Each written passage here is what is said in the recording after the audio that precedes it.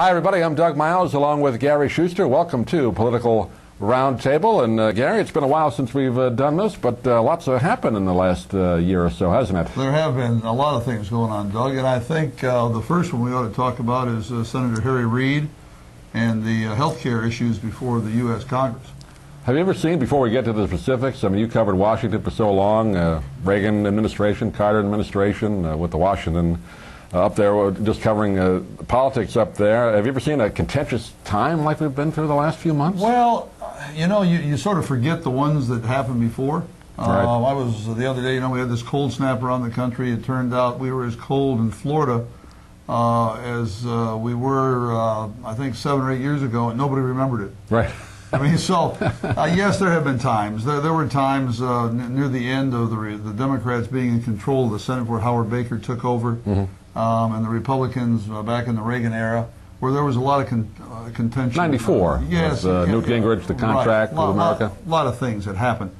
But this one has everybody's attention because it is health care, and people really care about this, and it means a lot to them.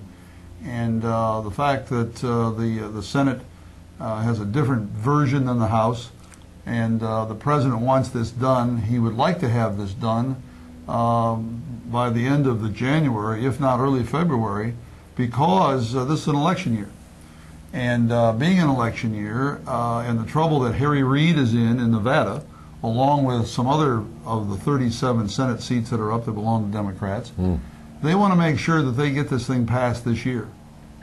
Because if they don't, the Republicans won't have the 40 votes seats in the Senate. They'll have 44 or 43, but it won't be that 60 vote, no filibuster wall that the Democrats have now. And so this is their chance, and they're trying to blow it. They're doing a good job of trying to sabotage themselves, aren't they? They are, and there's whether you agree with the Democrats or not, they're not doing a good job. Yeah, I mean, you would think that because they had the numbers that they get it done. It's just like the Republicans had the numbers back during the last Bush term, and they couldn't get it done. They got so full of themselves, and they just didn't get it done. And they could have made themselves almost secure for a long time, and didn't. The Democrats are having the same issues. And you have, like I say, the Harry Reid seats. It's any of the three Republicans running for against Harry Reid could beat him right now, according to the polls. You got Dornan out in North Dakota who's going to give a Democrat who's leaving, and looks like it could be a Republican seat. You have in Massachusetts Ted Kennedy's seat, which you think would be secure. A lock for the Democrats. Absolutely. But I heard this morning that there's some daylight in there. The Republican candidate is running and is 4 points ahead of what I thought was a shoo-in Democrat.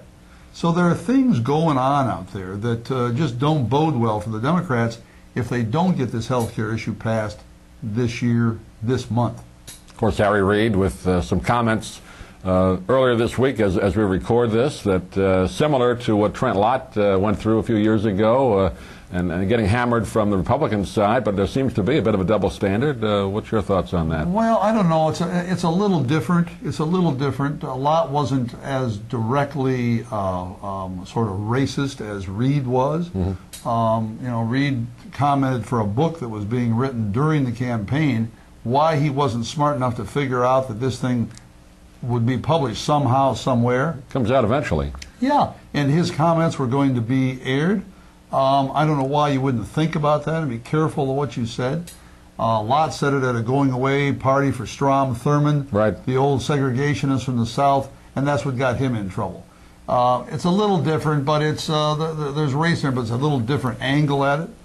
But I think it's going to cost. It cost Lott his seat, and it's going to cost Harry Reid his seat. Almost has to. It may not be that only for Reid. There's other things that are involved, but that's one. He's been a controversial figure for a long time anyway, and if you're looking for a reason to get rid of him, if you're the opposition, that's a good one to hammer on. And Nevada's not necessarily a real Democratic state. Pretty well mixed, isn't it? You got another Republican senator. You remember you had Paul Laxalt there, so it's sort of on the person, you know. And so I think Reid is in trouble. My guess is he loses.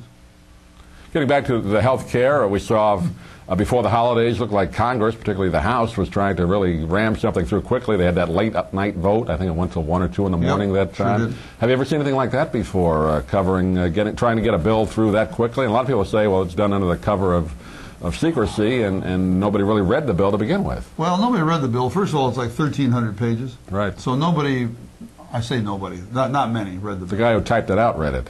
Yeah, well, probably a lot of people typed it out. But the thing is, with a situation like that, they do it under the cloak of secrecy, but it's not really, because in Washington, if the Congress, either house is in session, the light up on top of the dome, is lighted.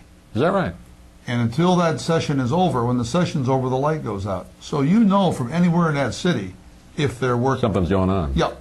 And so you knew. I mean, they put a lot of handcuffs on these legislators. They take them up until the midnight at Christmas. I mean, anything they can do to pressure to keep them there and to get a vote. Of course, that kind of legislation, when it's done that way, isn't necessarily good. Mm-hmm. You know, because it's under pressure, it's under time, it's sort of a play at the plate. Right. And that's not good. And a lot of pork thrown in there, special interest funds that were thrown in. Lobbyists. Only a few of them were announced. I'm sure there's a lot more that are in there. Exactly. And it's going to raise taxes on some people. There's no question about that. Yeah, it will. It will. Sure it will. Yeah. And it's one of those things we're going to talk about later, about Obama's first year. We'll all the that. campaign promises and things that he made. No lobbyists are going to have a part. Well, the lobbyists just loaded this thing up. Mm-hmm. And he's asking for passage of it, knowing full well that the lobbyists put a lot of stuff in, which was totally contrary to what he promised as a candidate. Mm-hmm. So, I mean, short memories. A lot going on. We'll take a short break. We'll come back and talk about the Tea Party movement. We saw a lot of that in the last year or so. We'll talk about Sarah Palin becoming a TV commentator. She was hired by Fox, and other issues as well. The local Congress election coming up this year, along with the governor election of Florida and the Senate seat. A lot going on. We'll take a short break, and we'll be right back here on Political Roundtable.